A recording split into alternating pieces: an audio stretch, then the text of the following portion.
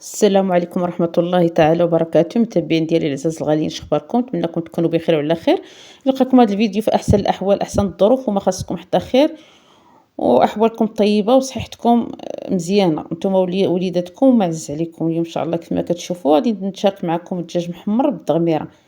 بسم الله على بركه الله. عندي جوج دجاجات كيف ما كتشوفوا، مغسولين ناضيين نقيين ومسقطرين. المهم وهاد هما القشيوشات ديالهم كما كتشوفوا عند هنا. وغادي وجدت الشربوله، وغادي ندير الزيتون بيدتو في الماء باش تحيد منه ديك الملحه ويتنقص عليه الملحه. وغادي ندير واحد نص حامضه باش ما يجيش الدجاج حامض. درت نص حامضه صافي وحامضه مصيره. وعندي في الشربوله عندي قزبر ومعدنوس مقطعين مزيان مطحونين، وعندي البزار، وعندي شويه سكينجبير وشويه تاع الخرقوم، وعندي شويه ديال البسيبيسه والزعفران ملون، والثومه مطحون محكوكه حتى هي صافي. هادشي اللي غادي نحتاج. غادي نحتاج غير اللب ديال الحامض مصير. غادي ندير حامضه مصيره كامله. وعندي وهذا نص حامضه ديال الحامض مخضر، وعندي شويه ديال الهريسه. الملحه ما غاديش نديرها مع الدجاج، راه مالح مغسول بالملحه، والزيتون مالح، الهريسه مالحه، الحامض مصير مالح، مع درت حامضه كلها.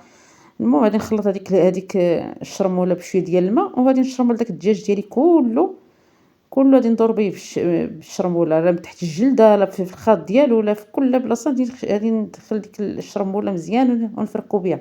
المهم غادي نشرملهم كلهم. غادي نتقب لي داك الصدر ديالو بالموس ولا بشي حاجه، وندخل الشرموله في هذوك التقيبات باش حتى الصدر ما يجيش من الداخل مسوس. وهذا يجي يدخل لي ديك الشرموله ودوك التقيبات كيدخل معاهم داك المرقه. ملي كيعود يطيب تيجي شويه تيجي بنين. عرفتي هاد الدجاج الرومي لما شرملتيش وما طابش على حقه وطريقو راه ما تيجيش زوين. المهم غادي ندور بهذاك الدجاجات كلهم نشرملهم مزيان من الداخل ومن برا وبين الجلده والصدر ديالهم كلشي. المهم تشرملوا، وفي التالي غادي نشدهم ملي تشرملوا غادي نشدهم نحزم ليهم رجليهم مزيان باش ما يتحلوش، وهذوك الجنيوحات ديالهم حتى باش ما يطيحوش، حيت هذوك الجنيوحات اللي كيكونوا لاصقين غير ملي كيطيبوا عرفت غير كيطيحوا في المرقه، غير كيخسروا ما تلقاي غير العظومه. المهم اما تحيدوهم ولا حزموهم مزيان كردوهم بالخيط صافي. داكشي انا غادي ندير لهم، غادي نكردوهم بالخيط. المهم كيما قلت لكم غتقب الصدر مزيان بالموس ولا بالصبعين، هو تيكون بالصبع حسن. ونخشي هذيك الشرموله ندخلها مزيان لهذوك التقيبات. قلت كيف ما قلت لكم باش يجي الصدر ما يجيش مسوس صافي. كما شفتوا هذا راه شاركت معكم اليوم الغدا ديالتي. نتمنى الانسان باش يتعلموا المبتدئات، والانسان كل واحد كيشوف الفكره تاع الاخر، وبنادم كيمشي كيتعلم من شي. وحنا راني كبرنا دابا وكان باقي كنتعلموا.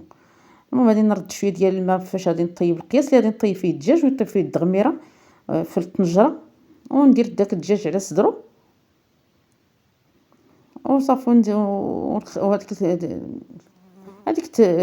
هذيك الشرموله اللي بقات في الطبسيل حتى هي غادي نديرها على الدجاج. غادي نديرها كلها غادي نمسحها تما كامله داك الطبسيل. وهنا راه من الاول ما كنديرش الزيت، ما كندير السمن، ما كندير زيت البلديه. غادي نديرهم حتى نطيب الدجاج ونحيدو نقرب تغمر ليا المرقه، عاد كندير الدجاج، عاد ندير الزيت وشويه ديال السمن. ومره كنتق هذاك الدجاج كنتقبو بالقطيب. هذا كان القطيب ديال العود تهرس ليا. المهم كنتقب ليه هذوك الرفخه، نتقب ليه الظهر الجنيوحات الصدر كلشي باش تيخرج داك الماء. المهم حتى ندير حسابو طوب وديك الساعه نحيدو. هنا رجعت شلطت البصله وهذوك القشيوشات حتى هما راه مشرملتهم مقطعين حتى هما غادي نزيدهم. والزيتون ديجا زدتو مع الدجاج. راه ما بان ديك اللقطه ما عرفت فين تمسحاتش ليا، ما تصورتش هي ولا تمسحات. المهم ما كايناش. المهم درت هذاك الزيتون درتو مع الدجاج باش يطلق المذاق ديالو في الدجاج صافي. غادي نزيد ديك البصله بعد ما شلطتها انا كثرت الدغميره تبارك الله. راه كلينا تغدينا بها ومازال شاطه تبارك الله. المهم البصله قطعوها شلضوها تشلاض عادي بلا ما تحتاجوا لا ترققوا ولا حتى شي حاجه. المهم انا شلطتها غير بيديا فوق القرطه صافي. اللي بيدوزها في الهشوار يدوزها. المهم غادي نسد عليها الطنجره ونخليها طيب على خاطرها. كيف ما قلت لكم الدجاج ملي تعودوا طيبوا عودوا ديما جنبوا الغطايه. وهذه بطاطا فريت دابا نطيبها في الفران، درتها تجيب الفيضه شويه في الغليه في الكوكوط صافي، نصفيها وندير لها شويه ديال العطريه، شويه ديال الملح وشويه ديال البزار، شويه ديال التحمير وشويه ديال الزيت، ونردها وندخلها للفران تحمر صافي. داك التغميره قربت توجد، انا نزيد شويه الزيت البلديه وشويه ديال الزيت الروميه وواحد المعلقه ديال السمن. الدجاج تا هو طاب، ملي حيدته هو فين. غادي نوجد ليه باش ندهنو شويه ديال لاموطارد وشويه ديال الهريسه وشويه ديال الزبده اما ديروا ديال البوطه ولا الزبده ديال الاكل، ما ديروش هذيك المارغرين اللي كنديروا في الحلوه، ما كتجيش زوينه في المذاق ديالها، ما زوينش. المهم ديروا ديال البوطه ولا ديال الماكله اللي كناكلوا بالخبز صافي. غادي ندهنوا كله، ندهنوا من جميع الجوانب وندخلوا الفران، يدير يتحمر. البطاطا هذه الفريت راه كطيب تتحمر في الفران. غادي نخرج البطاطا وندخل الدجاج.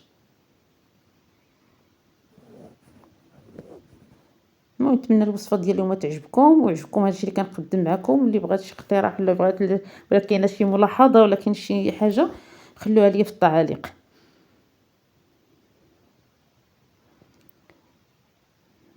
ونديرو مزيان من هاد الجهه ومن هاد الجهه مزيان. هاد البطاطا كيف كتكون تطيب في الفران تبارك الله تتحمر وكتجي مقرمشه وزوينه. شتيها كيفاش دايره تجي زوينه وحسن من كاع ديال القلي، ما شربها لا زيت لا والو، صحيه. ديري 2 معالق ولا غير معلقه على حسب الكميه ديال البطاطا اللي عندك وصافي. ملي كثرت الزيوت وكثرت سميتو. هذه واحد الشليضه خضراء وجدتها فيها مطيشه والخس والخيار وشويه ديال البصله، وغادي نزيد معاها باش غادي نشرملها باش بلا فينيغريت. غادي ندير الخل والزيت وشويه د الملح وشويه ديال البزار صافي. اللي بغى الزيت البلديه يديرها، انا درت هنا غير الروميه، درت شويه ديال الزيت وصافي. ما كتعجبوش ما تتعجبوش الروميه ديال البلديه